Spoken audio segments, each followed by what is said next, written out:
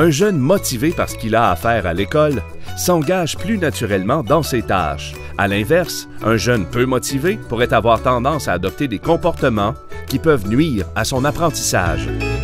Question importante alors. D'où vient la motivation d'un jeune? La majorité des chercheurs contemporains jugent que les deux sources les plus importantes de motivation proviennent de la perception de l'élève, celle de la valeur de l'activité qu'il accomplit et celle du contrôle qu'il a en l'accomplissant. Le sentiment d'efficacité personnelle serait le premier déterminant du rendement scolaire avant même les capacités intellectuelles. C'est dire toute la puissance de la perception qu'ont les jeunes de leur contrôle et de leurs compétences. De plus, si l'action est signifiante pour le jeune, qu'elle présente un défi mais qu'elle est tout de même réalisable, son intérêt sera plus grand et son engagement plus important. Plus on croit qu'on peut réussir, plus on a de chances de réussir. Mais la motivation a tendance à diminuer au fur et à mesure que le jeune progresse dans son cheminement scolaire. C'est lors de la transition entre le primaire et le secondaire que la baisse de motivation serait la plus marquée.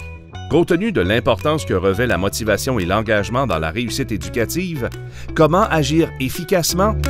Il est primordial d'abord que le jeune sente que les gens autour de lui croient en sa capacité de réussir et ont des attentes élevées mais réalisables envers lui.